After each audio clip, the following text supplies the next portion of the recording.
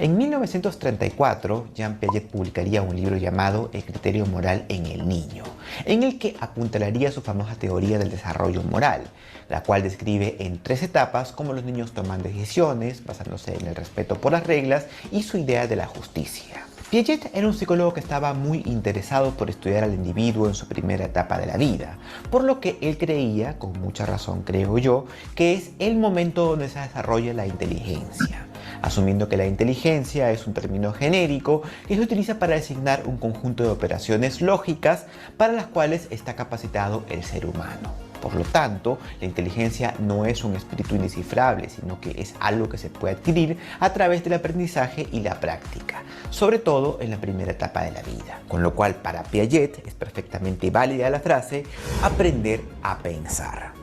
Sin embargo, este video no va tanto de Piaget, sino de quien lo secundó, que es un discípulo suyo llamado Lawrence Kohlberg, un psicólogo estadounidense un poco más orientado a la filosofía y a la cuestión del juicio moral en los individuos. Así que en 1960, Kohlberg potencia la teoría de Piaget y piensa que las etapas del desarrollo moral no son solo una forma de explicar cómo los seres humanos desarrollan los juicios de valor en la infancia, sino como muchas personas, incluso en la adultez, se encuentran atascados en los niveles más primitivos del desarrollo moral. Ahora, para llegar a esta conclusión, Kohlberg realizó sus estudios entrevistando a muchos pacientes en México, Estados Unidos y Taiwán. 3 países en los que dice llegó a resultados similares, no sin cierto debate, que ya te digo que esto no es 100% fiable, pero sí que llega a conclusiones que nos dejan que pensar. Por ejemplo, una de las más asombrosas y más preocupantes por lo mismo es que solo el 25% de adultos llegan a un nivel moral intermedio, mientras que al nivel más alto sería solo alcanzado por el 5% de los entrevistados.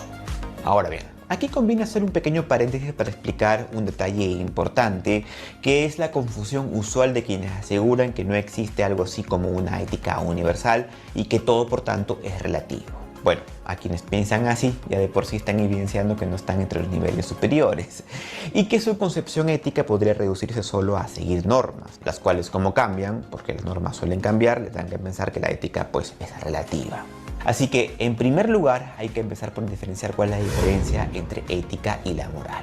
Y así podría decir que una primera aproximación es que la moral es la aplicación de la ética, siendo la moral un ejercicio práctico y la ética un ejercicio mental. La ética rige en un plano universal, o al menos intenta llegar a descubrir qué es lo común entre los seres humanos. En cambio, la moral rige en un plano cultural, es decir, en el ejercicio de cómo cada persona o sociedad propone o conserva ciertos valores. Con lo cual, alguien que se mantenga en el plano ético puede llegar a cuestionar ciertos valores morales que son aceptados por las sociedades. Como por ejemplo, yo suelo cuestionar mucho los valores como la fe, la humildad o la obediencia. Pero pienso aún así que son necesarios porque para muchas personas les puede servir como una guía para integrarse a la sociedad y para ser buenos ciudadanos. Lógicamente, para la gente que no entiende la diferencia entre ética y moral, pues le parecerá que lo que acabo de decir puede sonar o irrespetuoso o incluso subversivo. Ahora bien, me he tomado un poco más de tiempo explicando esto que lo que debería, porque me parece una forma sencilla de introducirnos a la teoría del desarrollo moral según Kohlberg, siendo su sistema por etapas nada más que una descripción de 6 estadios entre los que entendemos cómo la moral más básica, representada por una percepción de la obediencia casi a un nivel animal, va transformándose, va evolucionando hasta ser la ética más pura y elevada en el sentido filosófico, la cual por supuesto está mucho más allá de las reglas escritas. No nos hagamos más líos. La primera etapa, según Kohlberg, es la llamada de orientación hacia el castigo y la obediencia. En esta etapa, que es muy propia de los niños, se da cuando el comportamiento del individuo se rige por evitar el castigo y buscar la recompensa. Como repito, este es un nivel muy primitivo, ya que no se da una asociación certera en por qué existe el castigo y la recompensa y el bien y el mal.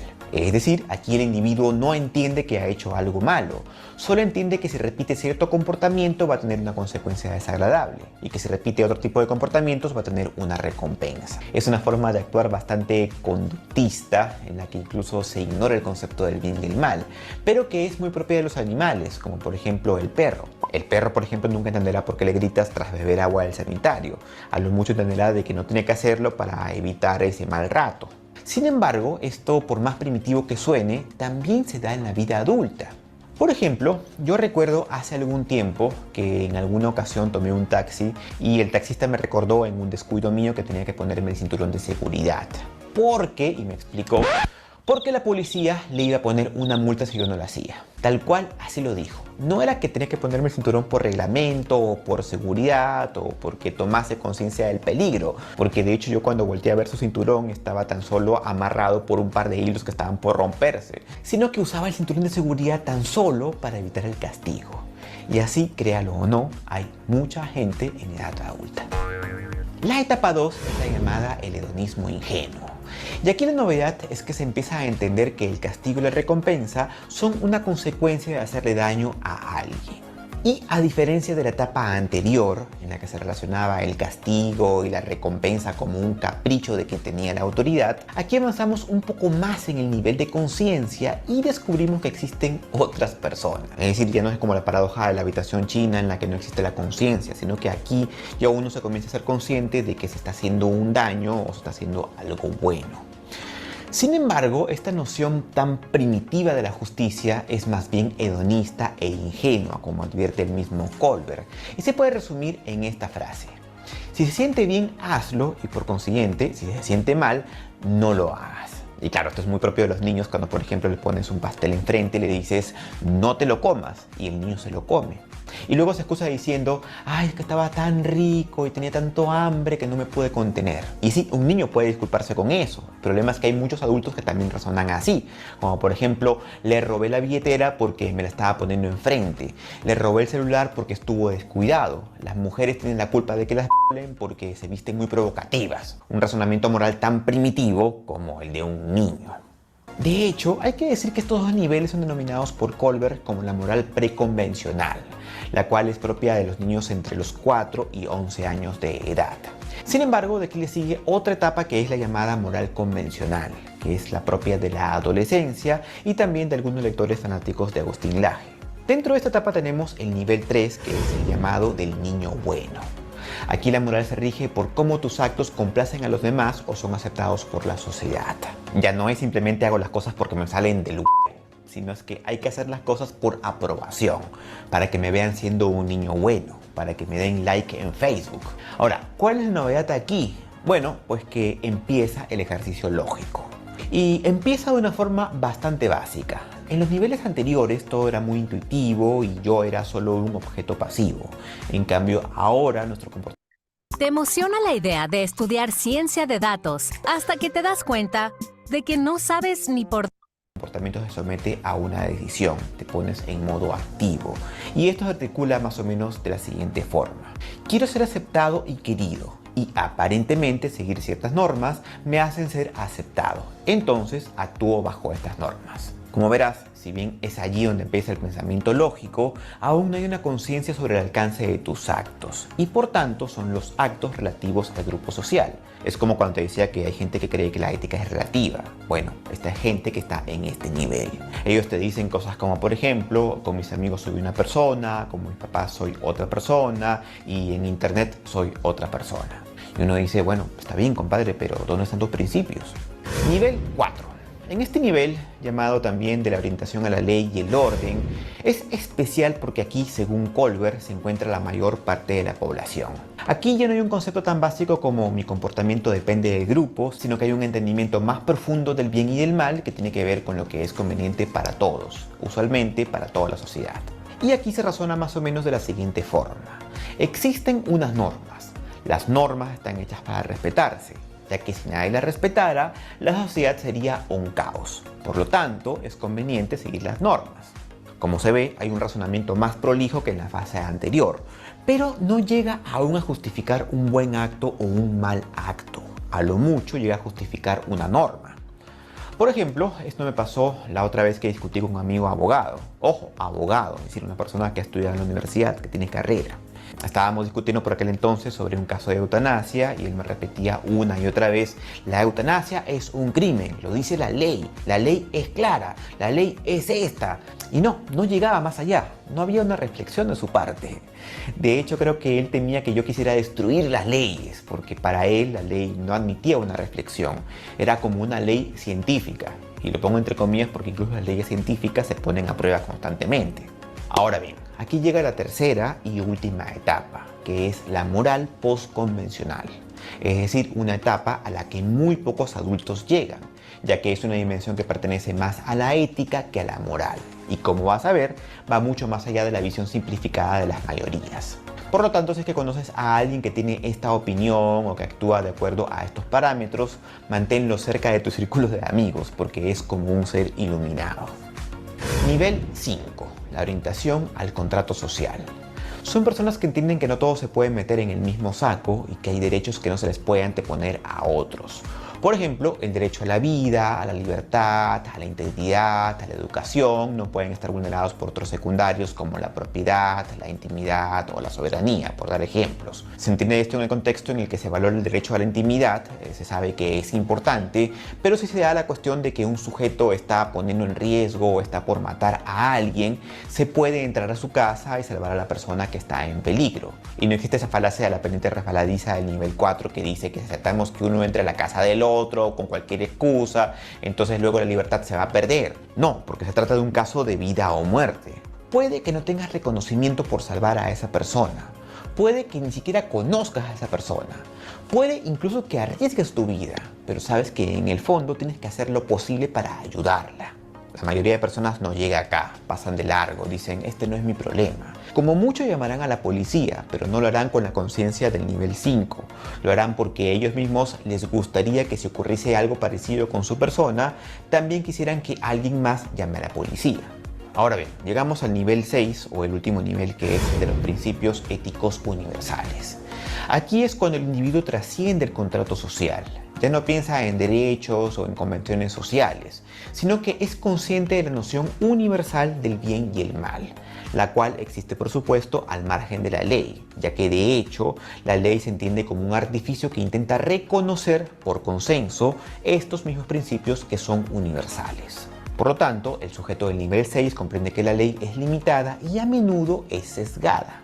Y claro, ya sé lo que estás pensando, no es un tipo que hace lo que se le da la gana. Es por el contrario un tipo que tiene un principio muy rígido que es a su vez un principio universal. Por ejemplo, si esta persona lee prohibido matar, le parecerá una ley vacía e incluso vergonzosa de ser escrita. El nivel 6 actúa bajo estos mismos principios universales al sentirse cómplice en la inacción, no pudiéndose perdonar el haber fallado en una situación de injusticia. Un ejemplo de ello, dentro de lo debatible que podría resultar, podría ser el personaje de Schindler en la película La lista de Schindler, que entiendo no es exactamente igual que el personaje real, pero al menos su historia en la película me sirve para graficar el tránsito de cómo Schindler atraviesa todos estos niveles, desde la moral más egoísta, momento en el cual actuaba evitando castigos y buscando recompensas, hasta que llega a los principios éticos universales y acaba llorando desconsoladamente por no haber podido hacer más o hacer lo suficiente para salvar a más judíos en pleno holocausto. Y bueno, he ahí mi recomendación cinéfila para el día de hoy. Otra recomendación que te puedo hacer, si es que aún no lo has hecho, es que verifiques si estás suscrito a este canal, y si no lo has hecho, puedes pinchar el botón rojo de suscribirte y también la campanita para estar atento siempre a todas las notificaciones. ¿Qué tal? Interesante, Ah, ¿no? bueno, sí, hubo un pedazo que yo lo perdí, no sé si se perdió para todo el mundo o era ¿Ya? mi internet que no llegó, Mm. pero sí, está muy interesante, sí. ¿Qué parte fue más o menos? Quizás lo pueda recordar. Mm. Ay, no sé, porque hablaba muy rápido, no me Ah, sí, acuerdo, pero como por la mitad sí. o más Bueno, o algo. hay varios Sí, videos, pero este al menos utilizó analogías y eso creo que a nosotros nos ayuda porque nosotros utilizamos parábolas y casi es un método mucho más fácil de entender, ¿no? Y él usó varias analogías. Él está hablando también justamente del tema de cómo nosotros nos comportamos a través del tiempo. Y lo que llama la atención es como que en o estos estadios que hay, cuando se va desarrollando la moral del ser humano, es independiente incluso de la edad, ¿no? No tiene nada que ver. Porque si ustedes recuerdan, él menciona que hay personas que se quedan estancadas quizás en el estadio 3 4 incluso hasta el 5. Y el 5 relativamente es bueno, pero hay uno más que es el 6, ¿no? Y el que en realidad entiende los principios universales, ¿no? De la ética y están relacionados con los derechos humanos. No sé si ustedes sabían un poquito sobre este postulado. Quizás Solange sabe, porque, bueno, es un tema de psicología, ¿no? Pero no sé si alguien maneja un poquito esta información. Esto es vigente, ¿eh? Colbert fue un discípulo de Piaget, como lo dijeron. Se ha mantenido todavía esta información, este estudio, ¿no? Entonces, me parece muy bueno entender un poco así porque Piaget utilizó también un estudio sobre el razonamiento, ¿no? De la moral, y él también lo explica en 4 fases, ¿no? Eh, desde que nace de 0 a 2 años, de sensitivo motor, se llama, donde el recién nacido neonato hasta los 2 años se empieza a distinguir a las personas de su entorno, ¿no? De ahí de los 2 hasta los 7 años, que se llama preoperacional, ya como que él empieza a hacer cosas, pero prácticamente él no lo puede hacer por sí mismo, ¿no? Necesita ver para imitar, ¿no? Entonces él imita a los adultos o a las personas también de su entorno. Entonces ahí va también discerniendo entre lo bueno y lo malo.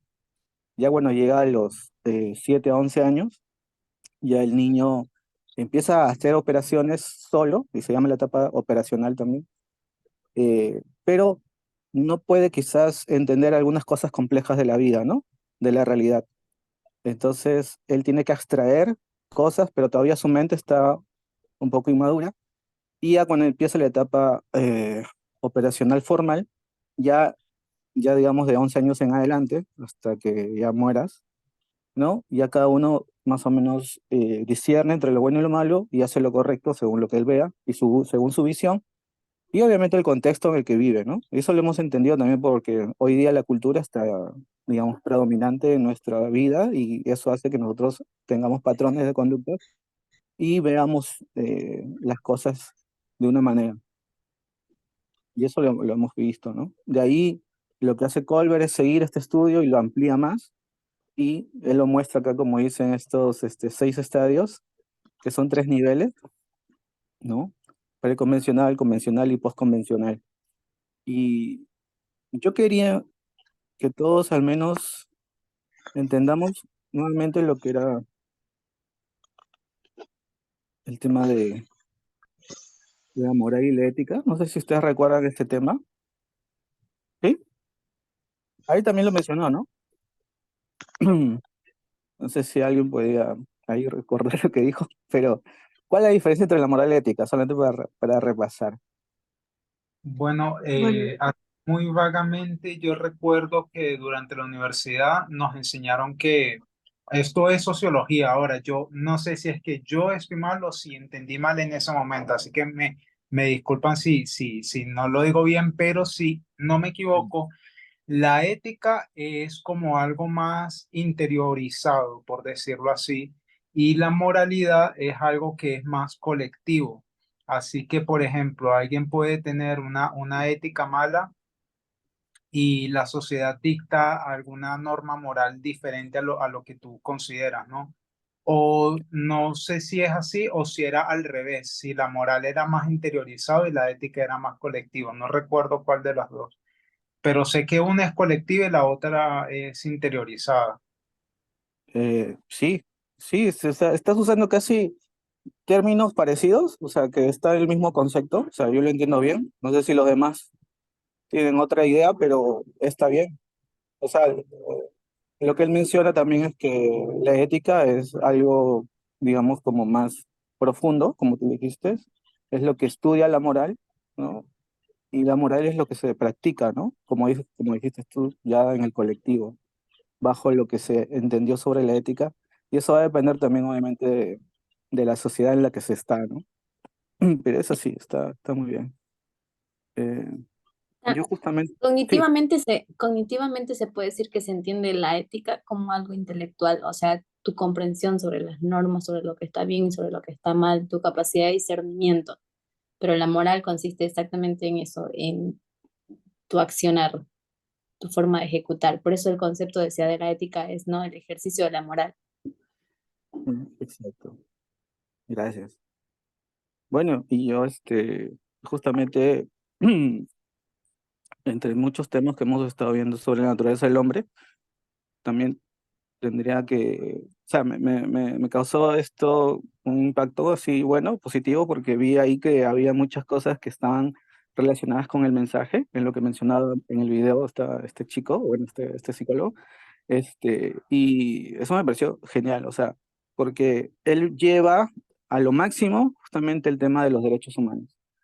Comprender bien eso, entender bien eso, y nosotros sabemos que eso hoy día es quizás nuestro evangelio o nuestra verdad presente, ¿no?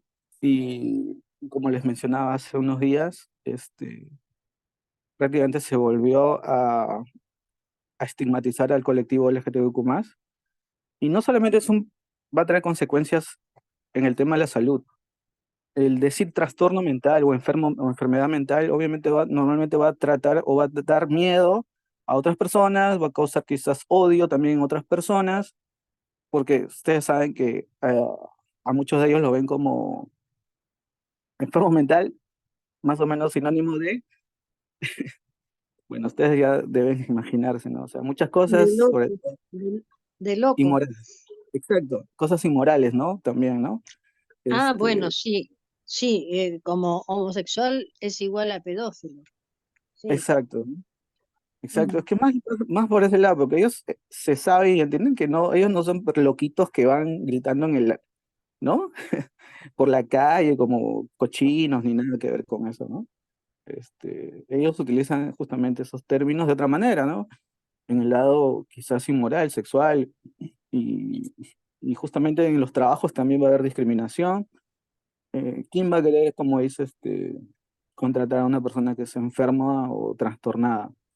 Eh, la verdad que, bueno, ellos ahorita están tratando también de protestar, porque también el tema de la terapia de conversión se puede obviamente añadir también acá al seguro o a las terapias o tratamientos que hay para las personas.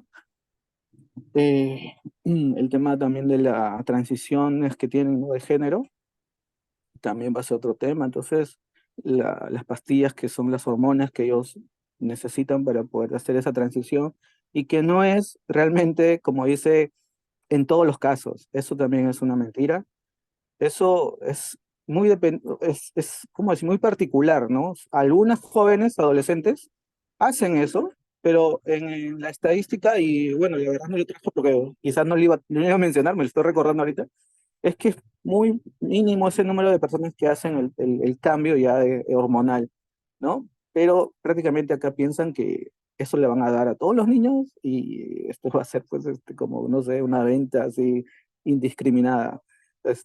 Pero, como saben, eso ya tiene que ver justamente con este tema de prejuicios y estos términos que se imponen, ¿no? A estas personas, pues, disculpen, pues sí, estas personas, pero en realidad a las personas que están teniendo este problema, y es feo, ¿no? De saber esto, así, de verdad, yo ahorita que lo analizo, o sea, todo lo que va a llevar, va a traer, es obviamente mucha persecución y muchos problemas, ¿no? Para ellos, ¿no? Entonces, es una lástima, y yo quería obviamente saber qué es nuestra visión, ¿no? Digamos, en este caso, existe eh, dilemas morales, ¿no? Y dilemas éticos. No sé si ustedes pueden más o menos diferenciar cuál, pero tiene que ver justamente con la raíz que hemos estado hablando de la diferencia entre ética y moralidad, ¿no? Eh, Pero en sí, el dilema ético, digamos, es como algo más teórico, es como una pregunta y la cual obviamente va a traer, digamos, algún tipo de estudio sobre si es bueno o malo y qué se debe hacer. En cambio, el dilema moral tiene que ver justamente con el ser, con la persona, con la acción, como dijeron de antes también, en la decisión de la persona, ¿no? Y yo me voy a centrar más en el dilema moral. Nosotros tomamos decisiones, podemos tomar varias decisiones porque a veces también para un dilema moral hay varias opciones, no solamente dos, pero puede ser más, pero normalmente puedes elegir entre una y dos y obviamente va a tener consecuencias. Esas consecuencias van a traer obviamente un juicio moral sobre la persona, ¿no? Un juicio de valor, perdón. Y ese juicio de valor va a traer también algo bueno o algo malo. En el caso de lo que ha pasado, quizás como ha pasado en mi país, y que pase quizás en alguno de los países que estamos, nuestro dilema sería moral y ético, porque están las dos vertientes, están los dos aspectos. Uno, porque esto es una ley, pero moralmente como cristianos también tenemos una responsabilidad, ¿correcto? O sea, hay hay un dilema ético que ya se ha tocado, o sea, acá en Perú obviamente no se ha hecho correctamente eso, porque eso la OMS ya obviamente ha sacado la homosexualidad como enfermedad mental hace años, ¿no? Hace casi 2 décadas. Pero se ha vuelto a poner, a traer esto, obviamente esto ha llevado a mucha gente de salud, a mucho personal de salud, especialistas, médicos, ¿no? Obviamente también a protestar, ¿no? Pero, ¿cuál sería nuestro actuar en este caso? ¿Cómo nosotros podríamos nosotros tomar esta decisión? Nosotros normalmente tenemos estas conversaciones. Yo personalmente en las redes me muevo, pero deberíamos movernos de alguna manera, esperar a conversar. ¿Cómo ustedes lo manejan? Yo quisiera saber simplemente eso para yo también aprender. No estoy diciendo que sea un imperativo lo que yo haga, ni lo que tú hagas, para que los demás lo tomen como una norma moral, por decir así, ¿no?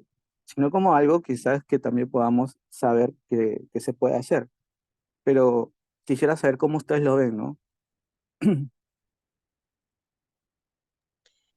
Yo creo que lo primero que tenemos que llegar es a la convicción de qué está bien y qué está mal. Y en base a eso, movernos cada uno en su esfera, o sea, hablando con las personas, haciéndolos razonar de que eso atenta totalmente contra la libertad de las personas eh, y, y puede ser o directamente o en redes, no sé las redes que uses, no sé con quiénes tomas contacto, pero de alguna manera sí eh, tratar de hacer que la gente piense. El problema es que ha habido un empuje tan grande de los ultraconservadores que, que yo no me imaginé esto en Perú realmente. Este, pero sí, es increíble un presidente que, bueno, ahora no está, claro, ahora no está el presidente. Sí, sí, cualquier cosa puede pasar. Gracias, Graciela. Em, Concuerdo Sí. con Graciela en el hecho de que necesitamos estar conscientes o tener conciencia, ¿no? Pero realmente hay que tener cuidado con ese concepto, porque una cosa es tener conciencia y otra cosa es desarrollar conciencia. Entonces, muchas veces las personas esperan mucho a tener esa conciencia y mientras, o sea, como nadie sabe exactamente qué es tener conciencia o cómo luce esa conciencia o cuándo estoy haciendo uso de esa conciencia, entonces las personas lo que tienden es a obedecer porque no entiendo lo que está pasando y mejor sigo lo que los demás dicen porque si algo falla es el error de ellos. A mí me dijeron que haga eso y eso hice. Entonces, en ese concepto hay que saber diferenciar lo que es el tener conciencia o tomar conciencia de lo que es desarrollar conciencia. Porque el desarrollar conciencia es importante esa diferencia, que cuando tú estás desarrollando conciencia te permites cuestionar y hacer errores, digamos, pero que te lleven a un punto de reflexión. Y entonces ahí cambia la cosa. Y otro concepto también que mencionó Gracie es sobre el hecho de hacer que las personas piensen. ¿Cómo hacemos que las personas piensen realmente? Desde psicología eso, o sea, mm, no hay tal cosa, hacer que una persona piense, porque el proceso cognitivo es tan personal y tan individual, pero sí puedes orientar a la persona o guiar a la persona al ejercicio del pensamiento por sí mismos, ¿no? Y eso lo hace, como dice en el estadio 5, a través del cuestionamiento de las cosas que pasan, leyes. De hecho, por ejemplo, cuando haces terapia o cuando vas a un psicólogo, depende qué tipo de qué corriente de psicología estás asistiendo en terapia, pero normalmente son directivas. Entonces, ellos como quieren llevarte a un punto y el terapeuta o el, qué sé yo, docente, no necesariamente tiene que ser terapia, docente o la persona que te enseñe, que te explique, el orador o presentador que esté dando una charla, una conferencia, qué sé yo, lo que él va a hacer es elaborar preguntas y estas preguntas como te generan una actividad cognitiva que te llevan a hacerte más preguntas y cada respuesta que das desata otras preguntas, de modo que estás haciendo cognición, estás pensando. Entonces ahí es donde tenemos que aprender a cambiar nuestra manera tal vez de hablar con, con las personas, digamos, o de enseñar a las personas cómo hacer ejercicio de estas habilidades que poseemos, que son innatas, digamos, ¿no? Eso. Gracias. ¿Algún pensamiento sobre eso? Estuvo interesante.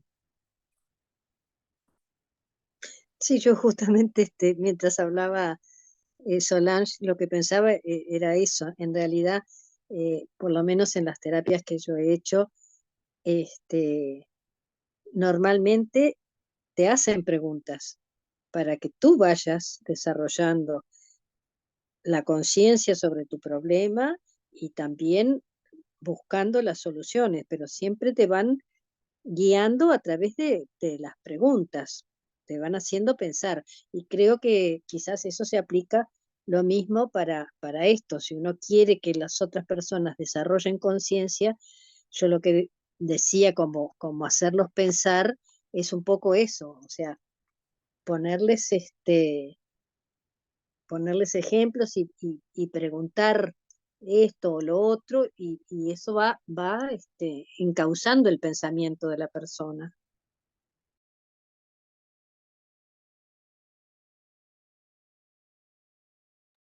Eso es importante porque, por ejemplo, em, cuando tú hablas con una persona que ha asistido a terapia, inmediatamente, o sea, puede ser que la persona sea letrada, no letrada, con estudios, sin estudios, tú te das cuenta del em, nivel de comprensión que tienes o reconocimiento de los hechos que pasan alrededor, que son más profundos que normalmente una persona que no ha tenido esta terapia, porque en terapia te enseñan a hacer ejercicio de esa cognición en cualquier psicólogo o cuando hablas con gente que a mí me gusta mucho, por ejemplo, con personas que se dedican en actividades sociales. Entonces eso es súper genial porque ellos como te llevan con preguntas a reflexionar, no demandan un cambio, simplemente te hacen reflexionar. Al fin y al cabo es tu decisión, pero te llevan a cuestionar y preguntarte si estás cómodo con esa respuesta que tú mismo te provees. Y muchas veces no es. César, tiene la mano, perdón. No, pero si estás todavía desarrollando tu idea y la tienes, dale, yo voy después. Creo que hasta ahí era. Ah, bueno. Entonces, no, sí. muy importante ese punto que están mencionando porque, a ver, digamos, solamente voy a utilizar un ejemplo hipotético, no es como para hacer alusión a nada, ya, sino es un ejemplo y ya. Por ejemplo, nosotros sabemos que el aborto, ya, eso es una decisión muy personal de la persona y para nada es como sancionable o algo así, o hay que juzgar a la persona. Pero digamos, como hablamos de ética y de moralidad, en el mundo colectivamente tiene una ética muy diferente a la que nosotros podemos tener, ¿ya? Allí está, por ejemplo, el ejemplo, ¿no? Que él ponía del abogado de allá de Perú, que él decía, no, que eso es crimen y ya. Pero esa ley se construyó de esa forma debido a la ética, ¿no? Que es como unas normas sociales colectivas que se imponen, ¿ya? Y que son muy rígidas a no ser que se cambie a través de un proceso, ¿no? Así como nosotros hemos cambiado la mentalidad a través de un proceso. Pues bueno, ellos no lo han hecho y muchos países tampoco lo han hecho. Y en fin, o sea, éticamente el aborto para ese caso, ¿no? Como ejemplo, para ellos estaría mal, pero luego para la persona individualmente puede estar correcto. Ahora bien, si se voltea el ejemplo y se pone todo lo contrario, ¿sí? Digamos, en un caso hipotético, ¿no? Que el mundo adopte ahora esta forma de los derechos reproductivos, ¿no? De la mujer y que hagan las cosas correctamente. Luego hay personas muy conservadoras que capaz hasta llegan a decir, bueno, ya que está bien, pero bueno, ya ok, está bien, que solo lo dice de la boca para afuera, va a resultar en que como esa persona no adoptó, no hizo un cambio él de comprender ya el por qué hubo ese cambio de ética, como esa persona no lo ha entendido, entonces él lo va a decir de la boca para afuera solamente para que él se vea como una persona ética, ¿no?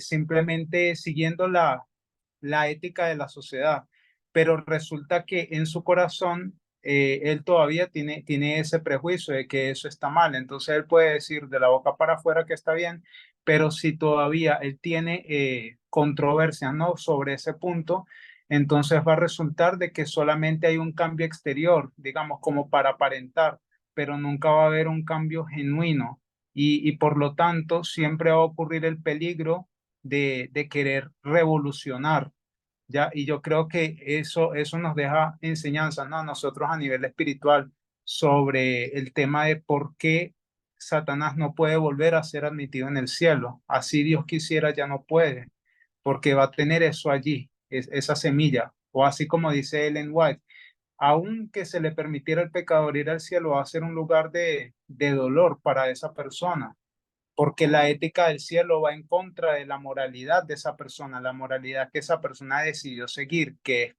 conservadora. Eh, bien, César, podrías, o sea, no sé si entendí bien lo que dijiste sobre esa persona que aparenta éticamente otra cosa. Ah, o sea, es por la sociedad misma que lo empuja, algo así.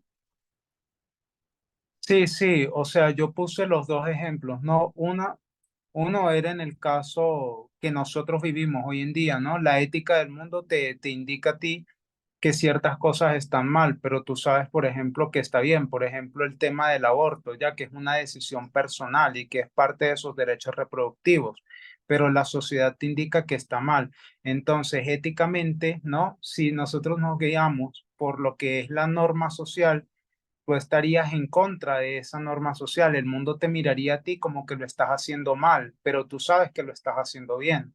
Ahora, si tú lo volteas, ¿no? Esa situación, este es el caso hipotético, ¿no? Que mencionaba, que digamos que todo el mundo adopte ese cambio de pensamiento y defienda, ¿no? Los derechos reproductivos. Y de repente hay una o muchas personas, una o muchas, que, que todavía no comprenden el porqué y simplemente siguen esa norma como que, bueno, digamos ese abogado que hoy en día sea tan recalcitrante y diga, no, no, yo no acepto que hayan abortos y luego lo acepte porque la ley cambió. ese abogado va a defender esa ley como que, ah, bueno, ok, está bien, pero en su corazón él sabe que eso, o sea, él, ¿no? Su moralidad, como no ha cambiado, como él no ha entendido, él simplemente lo va a decir de la boca para afuera para quedar bien a los demás, como para seguir la corriente social, para no ser un revolucionario, por decirlo así. Pero en su corazón no hubo ese cambio, ese cambio de pensamiento. Entonces lo que va a pasar es que aunque él siga la ética, su moralidad todavía va a estar mal, ¿ya? Porque para él eso está mal, su pensamiento, en su pensamiento eso está mal. Así que allí yo veo eso que es muy importante, ¿no? Que capaz hay personas que puedan aparentarnos socialmente, estar en lo correcto, estar bien, pero igual moralmente no van a estar de acuerdo del todo con esos cambios. Y lo que va a pasar es que allí hay un germen de discordia, de rebelión al final. Y eso se va a manifestar siempre. Y se va a manifestar específicamente en legislaciones, en juzgados, en fin. Gracias. Gracias. Mira, has dado el ejemplo, un buen ejemplo del estadio 4. O sea, Ah, esa última persona. ¿Sí? coge- No, termina, perdón. Sí, sobre el estadio 4, esa persona que dices tú que aparenta para quedar bien, porque es el beneficio de la mayoría, esa es justamente esa persona que se estanca ahí, ¿no? Y muchas veces quizás nosotros también estamos estancados en uno de esos estadios. Puede ser en el 3, o sea, simplemente para que nos aplaudan, para que digan, bueno, qué bien que esta persona habla sobre estos temas, ¿no? Pero como no está interiorizado todavía, quizás, no digo que es malo, estamos en ese camino, por eso obviamente es avanzar y no estancarnos.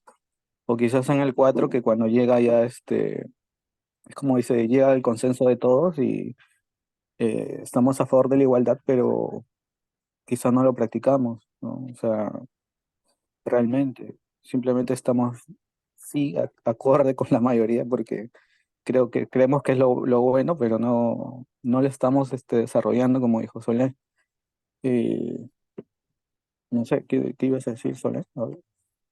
Sí, porque es, o sea, justamente en ese punto que estaba César mencionando, em, los ejemplos que él menciona son el estadio 3 y 4 como tú bien dijiste, y el problema es que la moral no es un proceso propio, o sea, perdón, la ética que ellos están desarrollando en esos casos hipotéticos que César planteó, no ha sido un proceso propio de cognición de la persona, sino que más bien ha sido como imitación o aceptación o adopción de un pensamiento ajeno.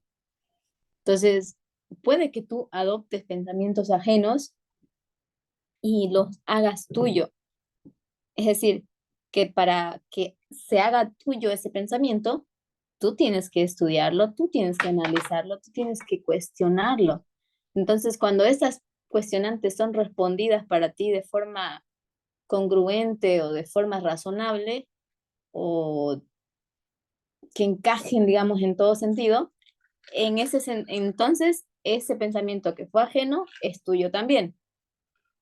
Pero en los casos de los estadios 3 y 4, que es a ver, déjame ver, cuál era el 3? Era el estadio 3 era sobre la concordancia interpersonal, o sea, estar de acuerdo con los demás solamente para aparentar. Y el 4 era lo que es el mantenimiento del orden social, que era como respetar las leyes porque así están dictadas, pero el de dónde viene la ley y cuál es su origen o cuál es su intención y qué tanto beneficia y qué tanto afecta, um, si no lo has procesado, si no lo has cuestionado, entonces no es un proceso tuyo, no está interiorizado esa ética, es ajena que tú adoptas para encajar en esa sociedad, simplemente. Entonces ahí puede acontecer mucho eso de lo que nosotros llamamos en términos religiosos, la recaída al pecado, digamos, ¿no? El tropiezo, qué sé yo, muchos factores. Entonces, para entender un poquito más el proceso de la ética o la moral, el desarrollo de la ética y la moral en nosotros mismos, es también pues un proceso de no solamente inteligencia cognitiva, también tiene que ver con inteligencia emocional, que de hecho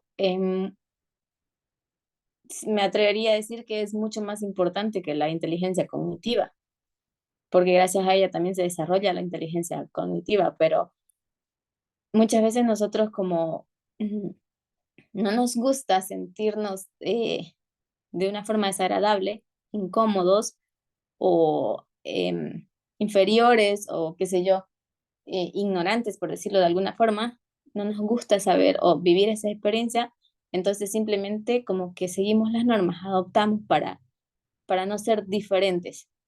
Entonces, ahí fallamos en el reconocimiento emocional nuestro, que es lo que realmente debería activar ese cuestionante. ¿Por qué si no me siento bien? ¿Por qué tengo que hacerlo? O sea, ¿no? Es el activador de, eh, de la búsqueda o del interés, digamos, de las respuestas que nos satisfagan.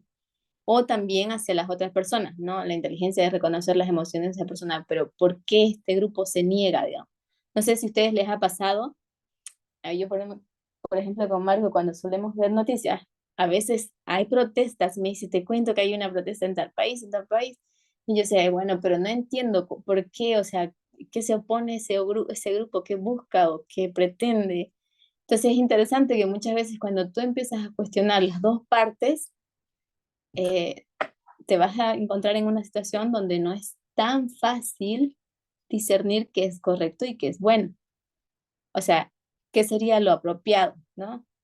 Y muchas veces también pasa esto dentro del movimiento, cuando tú escuchas a Parminder o escuchas una presentación que no sea de Parminder, pero que sea de otra persona y cuestionan los derechos humanos de una forma negativa, muchos dicen, no, pero es que eso está en contra del mensaje, es opuesto, pero no escuchas, no analizas realmente cómo puede ser los factores o el punto de la otra persona. Entonces, de cierta forma también es como ignorar los intereses o los derechos de esas personas, terminamos siendo también violadores de los derechos humanos. Entonces, a veces es importante entender como ese proceso que es un poco complejo y tedioso y incómodo, sobre todo incómodo personalmente. O sea, en una experiencia personal lo van a sentir incómodo cuando empiecen a hacerlo. Eso. No, no, muy bueno esa parte de lo de, mencionaste de los temas, que a veces, bueno, hay diferentes percepciones también, como mencionaste, y empezamos quizás ahí a chocar, ¿no? A haber conflictos. Eh, bueno, yo también, hay veces que también escucho cosas y como que no estoy de acuerdo, sin embargo, bueno, trato de procesarlo más. Quizá yo soy el que está equivocado, ¿no? Justamente esos son los dilemas que a veces pueden aparecer, ¿no? Quizás alguno tenga por ahí algo, por ahí también que le sucede cotidianamente, quizás no solamente en el movimiento, sino también el tema de la igualdad, ¿no? Estamos también ahora, quizás tenemos negocios con empleados, ¿no? Cómo los tratamos, o qué beneficios, sus derechos, o también quizás en nuestro trabajo si estamos haciendo bien las cosas, ¿no? Bueno, eso ya es una ética profesional, pero el tema es que es variado y yo quería también tocar eso, ¿no? Sobre el tema de la igualdad, los dilemas que existen. Y en la pareja hay, ¿no? Hay temas, ¿no? Este, que quizás estamos, como dice, a- aprendiendo, pero así como tortuga, quizás es bueno en mi caso, porque ah, sinceramente yo tenía una idea sobre cómo era yo. Sin embargo, no era nada en sí lo que yo pensaba, porque entendiendo un poco el tema de la personalidad y conociendo algunos eh, digamos, conocimientos o información sobre eso, me di cuenta que yo trabajo conforme a patrones y que eso genera obviamente una interacción o una relación, eh, digamos, marcada, o sea, que no salgo de ese patrón y inconscientemente yo puedo afectar también, ¿no? Eh, a las personas. Entonces, eh, yo estoy también en un dilema, ¿no? En sí, en cómo yo ya, digamos, relacionarme, ¿no? Con las personas, de qué manera. Pero hay personas también que, por ejemplo, ¿no? Voy a poner un ejemplo. Mm, ¿Qué piensan? A ver, algo quizás que no hemos tocado, pero, eh, por ejemplo, acá lo puse, ¿no?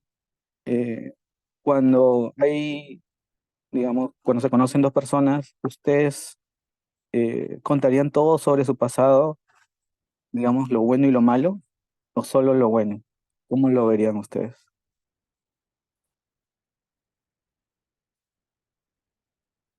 Alguien que se ¿Puedes atreva. repetir la pregunta? Si ustedes se relacionan con una persona y les gusta, ustedes le contarían todo su pasado, lo bueno y lo malo sobre ustedes a esa persona, o solo lo bueno?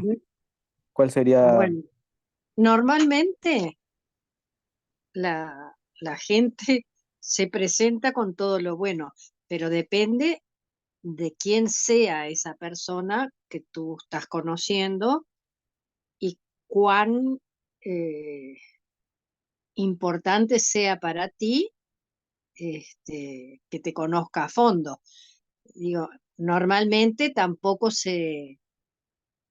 uno se va tomando tiempo conociéndose, digo, ni contarle todas tus glorias, ni contarle todas tus miserias. O sea, eso se va desarrollando a través del tiempo y en un momento que se da una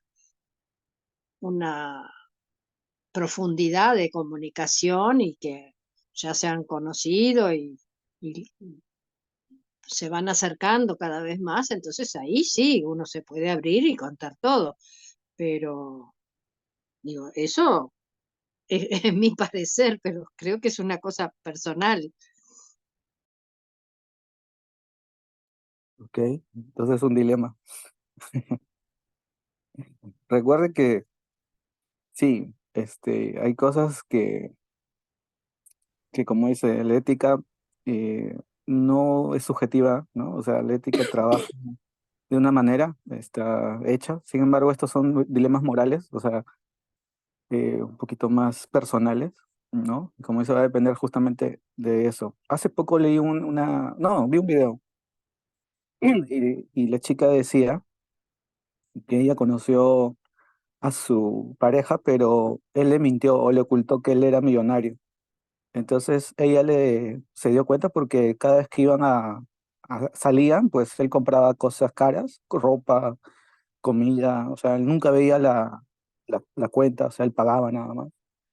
Y hasta que ella le dijo, pero tú no trabajas un tema así, un poco un trabajo así normal de operario, no recuerdo. Entonces él dijo, no, la verdad que yo soy millonario. Entonces la chica lo dejó, porque dice que ella no aceptaba la mentira. Pero muchas veces piensan que si él dice que es millonario,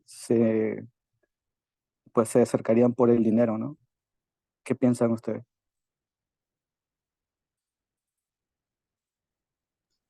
Yo creo que no, que en realidad no le mintió.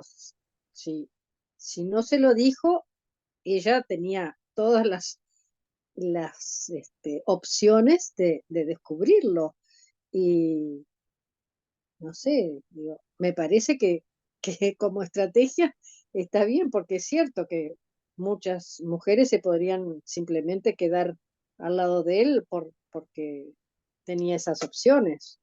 Este, Me parece que actuó cautamente y en realidad no le dijo, yo manejo un autobús. no sé cómo habrá sido, pero este, no sé si fue una mentira abierta o simplemente le ocultó ese, ese, ese Sí fue, detalle. sí fue una mentira abierta.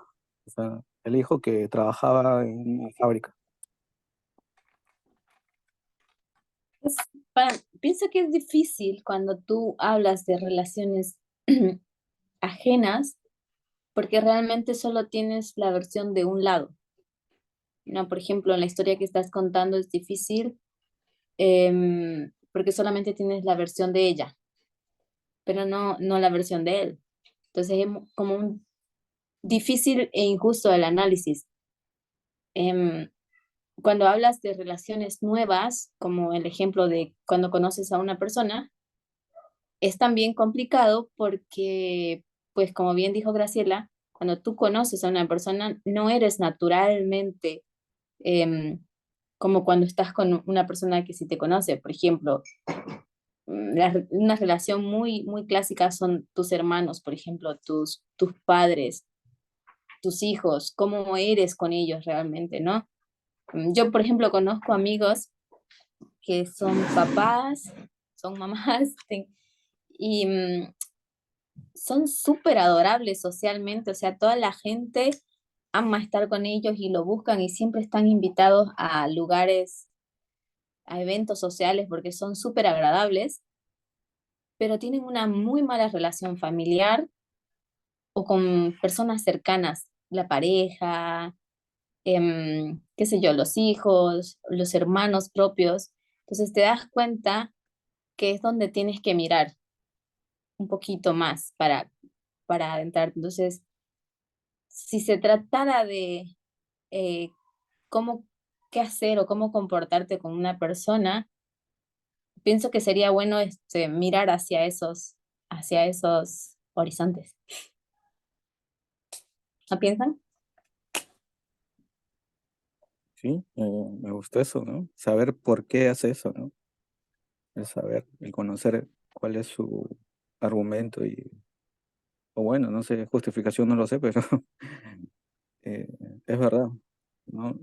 Recordemos que la moral es flexible, eh, no sé, dependiendo de la persona, cómo él vivió, cómo él creció, lo que le dijeron, toda la información que él obtuvo. Eh, muy bueno, muy bueno eso. Em, yo estaba buscando dilemas sobre la igualdad, pero hay algunos, sin embargo, creo que más se inclina a lo sexual, ¿no?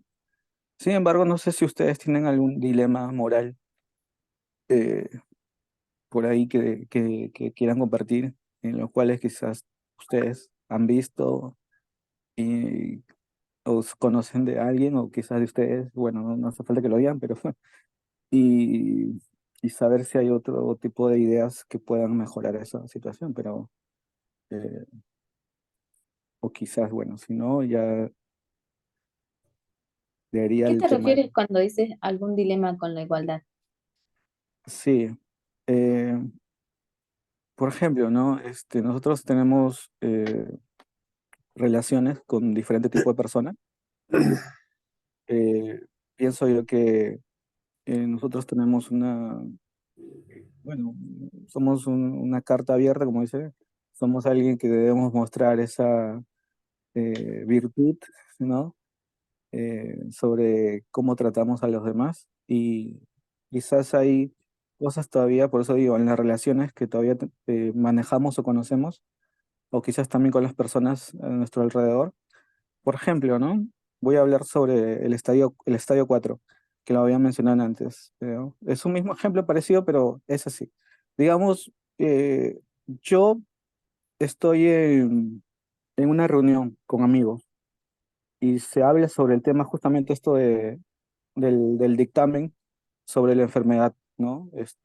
Mental que ahora se ha dado o se le ha puesto a las personas, ¿no? Del colectivo.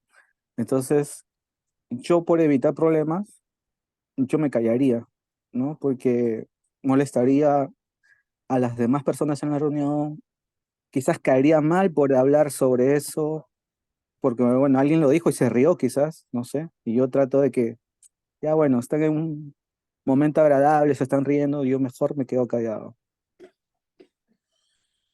¿Cómo lo ven ustedes? Mm. Creo que eso sería el estadio 2, ¿no? ¿Las consecuencias? Ujú. No, El individualismo, el intercambio. individualismo. Ah, sí, sí, el individualismo. Entonces, como a ti te dieron burla ante una respuesta o una opinión, entonces lo que tú haces es guardarte tu opinión para beneficio propio, que es evitarte el mal momento de la burla o los comentarios, digamos, ¿no? Pero creo que había varios problemas que mencionó Matías, porque otra razón que él dijo que uno recuadra su opinión para mantener, digamos, un momento bonito o algo así. Em, Sí, o sí. sea, yo también pienso que no siempre hay que hablar de todo, ¿no? Hay entonces, momentos donde no es apropiado porque tal vez a la persona ni siquiera prestan atención o ni siquiera genuinamente tiene interés de hablarlo o no te escucharían.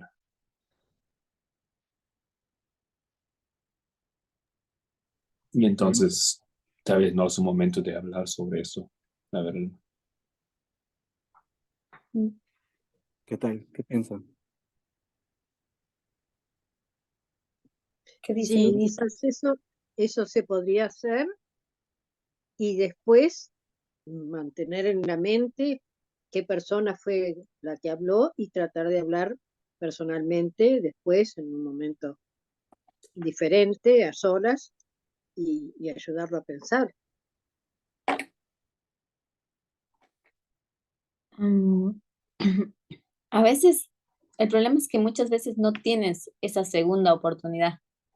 Por ejemplo, hace unas semanas atrás yo estaba en una conferencia de periodismo sobre los derechos humanos y entonces los expositores empezaron a explicar la importancia de resguardar la identidad, porque, pucha, si todavía no tienes confirmada tu noticia, si todavía no hay una sentencia de un juez, tú no puedes eh, publicar información como que son una banda, como confirmando, por ejemplo, son una banda o violó a tal persona, si todavía no hay resultados de la investigación, porque en realidad tú destruyes la reputación y la vida de esa persona, le das como se llama muerte civil, ¿no?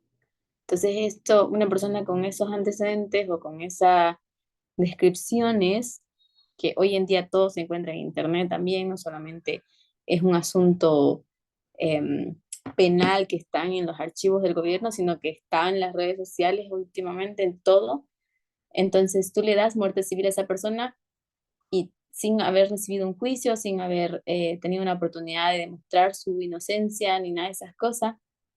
Entonces muchos periodistas en esa conferencia dijeron, pero no hacerlo es no dejarnos trabajar, no dejarnos hacer nuestro trabajo.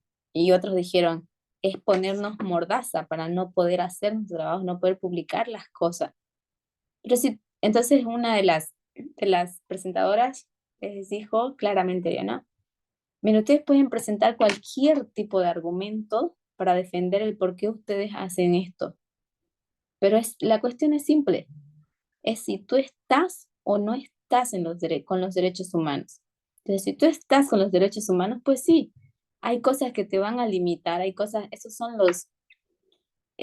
las barreras que te vas a enfrentar, pero que también vas a poder encontrar una solución, porque se puede hacer esto, puede hacer periodismo sin dañar la reputación o la vida de una persona, digamos. Y era interesante porque cuando lo puso así claro, es dijo, mira, tú solo tienes que tomar una decisión. ¿Estás o no estás en contra de los derechos humanos? Así, punto. Entonces, muchas veces ponernos en esa situación tan tajante em, te llega a cuestionar, decías, pero toda mi vida yo pensé que sí estaba con los derechos humanos,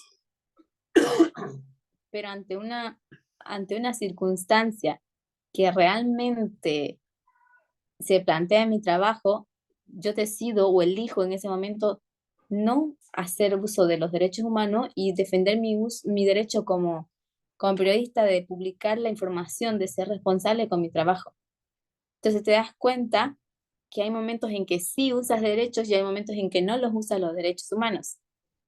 Si fueras tú la persona que se hablara en las noticias, tú también pedirías que no se te revele la identidad o cosas así, ¿no? Porque no está probado todavía, es solo una acusación.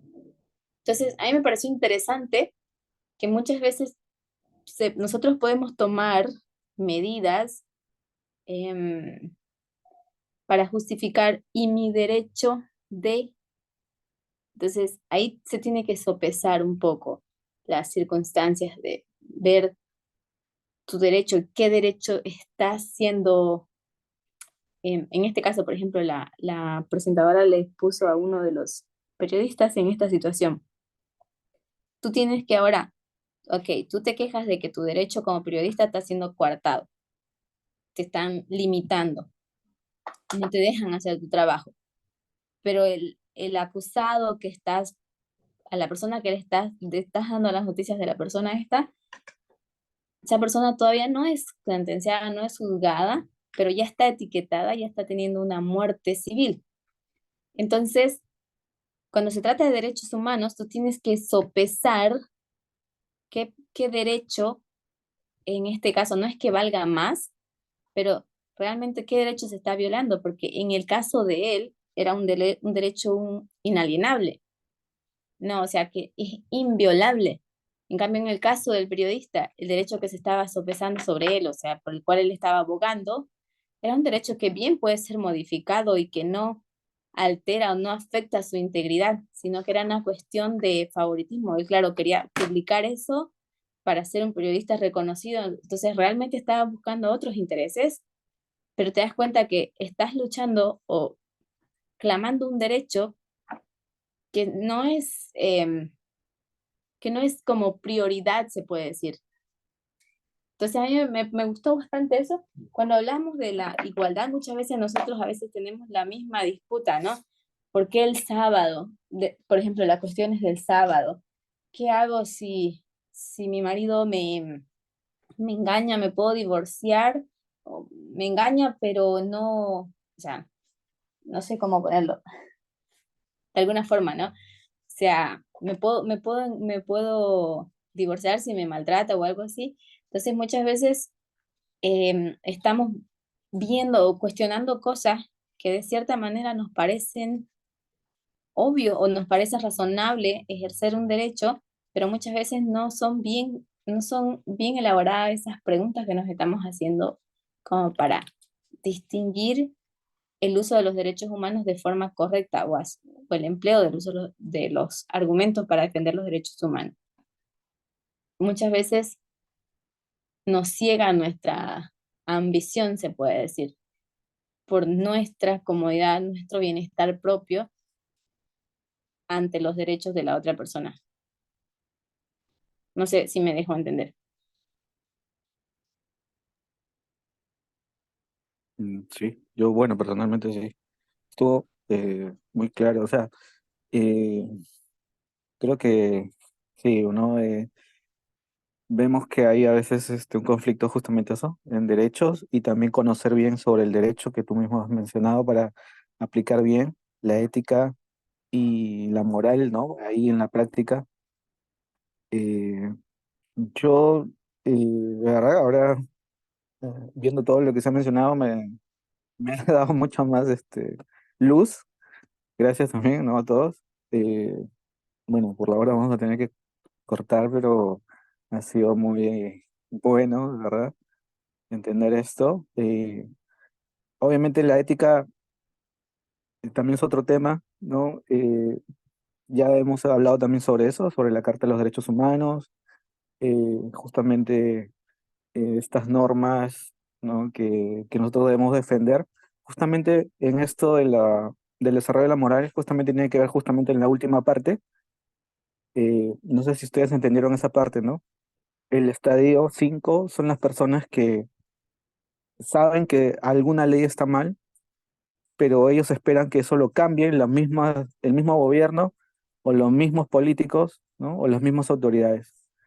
Ellos saben que está mal esa ley, que no están mejorando la vida de las personas, pero ellos van a esperar que esos procesos democráticos funcionen.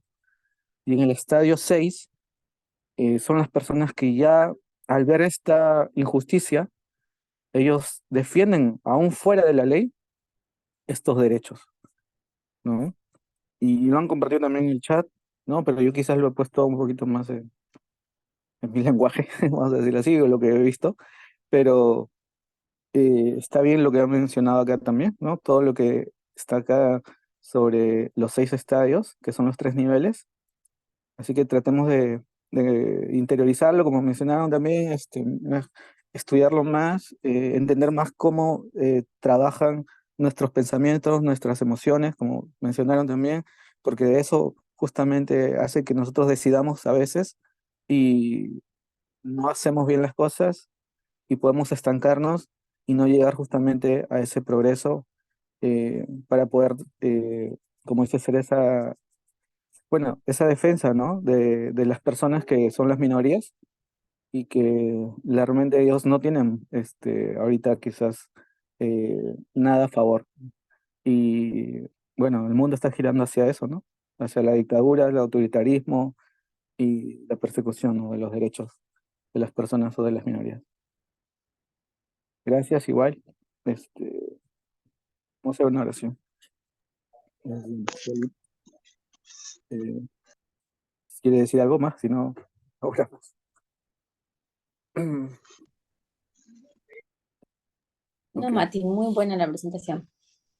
No, yo también había abierto para decirte que gracias a ti porque estuvo muy bueno. Bueno, gracias, gracias. Ha estado muy interesante todo lo que he mencionado, de verdad que gracias por eso. Vamos a orar.